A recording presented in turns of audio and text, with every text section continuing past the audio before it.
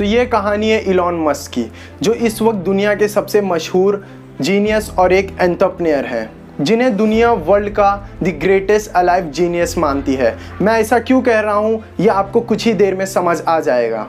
और वो एक सफाई कर्मचारी से एक मल्टी बिलियनर कैसे बने, आज की इस वीडियो में हम यही बात करेंगे। तो इस वीडियो को एंड तक ज़रूर देखें, क्योंकि इलॉन मस्क की ये इंस्पिरेशन जर्नी आपके लाइफ जीने के तरीके को पूरी तरह से बदल देगी। तो चलिए शुरू करते हैं इस ग्रेटेस्ट इंसान की इंस्पिरेशन लाइफ जर्नी को। इलॉन मस्क का जन्म 28 जून 1971 को साउथ अफ्रीका के कैपिटल प्रिटोरिया में हुआ। उनके पिताजी एक इंजीनियर थे और उनकी माँ एक मॉडल थी। इलॉन जब 9 साल के थे तब उनके माता पिता ने डिवोर्स ले लिया और वो दोनों अलग हो गए। इलॉन प्रिटोरिया में ही अपने पिताजी के साथ रहने लगे, जहाँ उनके 2 छोटे भाई बहन और थे, जिन पे उनके पिताजी कुछ ज़्यादा ध्यान नहीं दे पाते थे। इलॉन बचपन से ही बहुत शर्मीले टाइप के और बुक में घुसे रहने वाले लड़के थे और 10 साल की उम्र में इलॉन ने बहुत सी ऐसी किताबें पढ़ ली जो एक कॉलेज स्टूडेंट भी नहीं पढ़ते थे। 12 साल की उम्र में इलॉन ने घर पर ही रखे कंप्यूटर पर कुछ बुक्स की हेल्प से कंप्यूटर प्रोग्रामिंग सीखकर प्लास्टर वीडियो गेम डेवलप कर लिया। बेसिक लैंग्वेज में बने इस वीडियो गेम को उन्होंने $500 में ऑनलाइन एक कंपनी को बेच दिया। इसी पैसों से उन्होंने अपने स्कूल की फ़ीस भरी।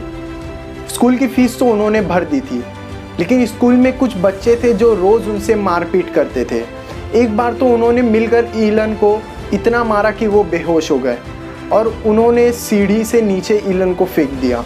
इसके बाद इलॉन को हॉस्पिटल में एडमिट कराया गया और फिर कुछ दिन बाद ही उनकी मेमोरी वापस आ गई। इस एक्सीडेंट के बाद आज भी इलॉन को सांस लेने में तकलीफ़ होती है। जैसे तैसे उन्होंने साउथ अफ्रीका से अपनी हाई स्कूल की पढ़ाई पूरी की और अपनी माँ के पास कनाडा रहने चले गए और वहीं की उनको वहाँ की सिटीज़न मिल गई। वहाँ पर उन्होंने पेंसिल्वेनिया यूनिवर्सिटी से बैचलर डिग्री ऑफ फिज़िक्स और वार्डन स्कूल ऑफ बिजनेस से इकोनॉमिक्स की डिग्री हासिल की। पैसों की कमी पूरी करने के लिए उन्होंने कनाडा में बहुत छोटे मोटे काम भी किए। उन्होंने वहाँ के नाले तक साफ़ किए और पैसे जमा किए। इसके बाद फिज़िक्स में पीएचडी करने के लिए वो कनाडा से यूएसए शिफ्ट हो गए और स्टैनफोर्ड यूनिवर्सिटी में उन्होंने अपना एडमिशन करवा लिया। वहाँ पहुँचते ही उनको इंटरनेट बूम का अंदाज़ा हो गया था। 2 दिन बाद ही उन्होंने पीएचडी से ड्रॉप आउट लेके इंटरनेट में अपना पूरा ध्यान लगाया।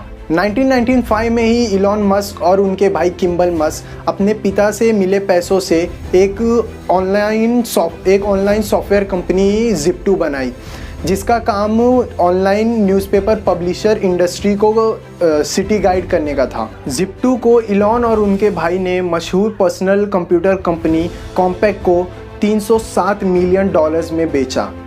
इलॉन को उसका 7% लगभग $22 मिलियन मिला। दोस्तों, $22 मिलियन कम नहीं होते, लेकिन इलॉन के दिमाग में तो कुछ और ही चल रहा था। उन्होंने उन पैसों से एक न्यू वेबसाइट x.com बनाई, जो ऑनलाइन पेमेंट वेबसाइट थी, जिसका नाम बदलकर उन्होंने पेपैल रख दिया।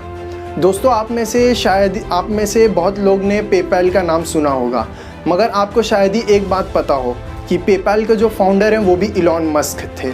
जुलाई 2002 में eBay.com ने पेपैल को $1.5 बिलियन में ख़रीद लिया, जिसमें से इलॉन मस्क को $165 मिलियन मिले।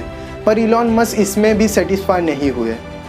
उन्होंने पेमेंट इंडस्ट्री में फाइनेंशियल रेवोल्यूशन ला दिया था, मगर वो अब ह्यूमैनिटी को अर्थ से बाहर बसाना चाहते थे और एक नया रेवोल्यूशन लाना चाहते थे।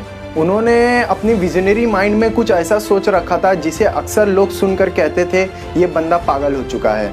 उन्होंने अपने सारे पैसे वेरियस कंपनी में इन्वेस्ट कर दिए और अपने दोस्त के घर लॉस एंजलिस जाकर रेंट पर रहने लगे।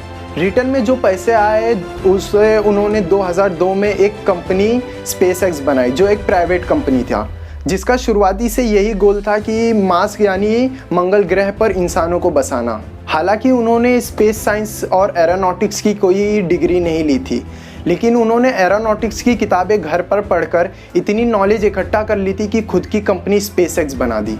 इतने बड़े प्रोजेक्ट पे काम करने के लिए बहुत से पैसों और टेक्नोलॉजी की ज़रूरत थी, इसीलिए उन्होंने सैटेलाइट को अर्थ के ऑर्बिट में भेज के पैसे कमाने का प्लान बनाया। इसके लिए उनके पास रॉकेट बनाने की टेक्निक नहीं थी।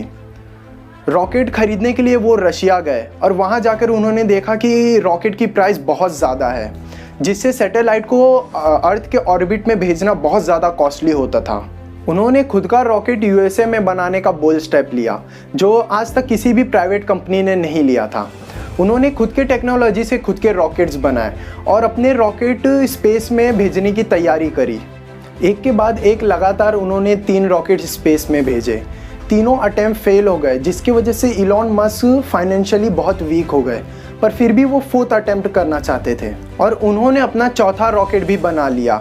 इस जीनियस ने अपनी सारी गलतियों में सुधार करते हुए अपनी अनसक्सेस को सक्सेस में बदल दिया, जो कि इस सक्सेस से स्पेस इंडस्ट्री में खलबली सी मच गई कि कैसे एक आदमी जिसने कभी रॉकेट साइंस की कोई पढ़ाई नहीं की, आज वो स्पेस में सैटेलाइट लॉन्च करने लगा है। स्पेसएक्स कंपनी एक स्पेस ट्रांसपोर्ट कंपनी बन चुकी है, जो लो कॉस्ट में नासा एजेंसीज के कार्गो इक्विपमेंट सैटेलाइट ऑर्बिट तक पहुंचाती है। दोस्तों, नो डाउट कि इसरो पे हमें प्राउड है और हाल ही में इसरो ने 104 सैटेलाइट को स्पेस में भेज के इसरो ने हमारे पूरे देश का नाम पूरी दुनिया में रोशन कर दिया है। इलॉन इसके बाद कभी पीछे नहीं मुड़े। 2004 में इलॉन ने टेस्ला मोटर्स कंपनी में अपना इन्वेस्टमेंट लगाया, जो टेस्ला कॉइल पर बेस इलेक्ट्रॉनिक कार बना रही थी। अपने विजन और हुनर से वो टेस्ला के सीईओ बन गए। टेस्ला मोटर का फ्यूचर बहुत ही ब्राइट है, क्योंकि इलॉन को पहले से ही पता था कि आने वाला टाइम इलेक्ट्रॉनिक्स कार का होगा। इलॉन इसके बाद भी नहीं रुके। उन्होंने एक और कंपनी बनाई, सोलार सिटी, जो यूएसए की 2nd largest solar making company है। इसके बाद उन्होंने एक और प्रोजेक्ट की शुरुआत की, हाइपरलूप। ये ट्रांसपोर्टेशन और पब्लिक ट्रांसपोर्ट प्रोजेक्ट है, जिसमें लोग बैठकर 1000 किलोमीटर पर आवर की स्पीड से ग्राउंड लेवल पे ट्रैवल कर सकते हैं। ये वैक्यूम और मैग्नेटिक एनर्जी पे बना पहला प्रोजेक्ट है, जो अभी ट्रायल पीरियड में है, जो पूरा होने पर ग्राउंड लेवल पर दुनिया का सबसे फास्ट ट्रैवल सिस्टम बन जाएगा, जो बुलेट ट्रेन से भी फास्ट होगा। तो दोस्तों, आपको समझ आ ही गया होगा कि मैं क्यों इलॉन को दुनिया का ग्रेटेस्ट जीनियस अलाइव कह रहा था।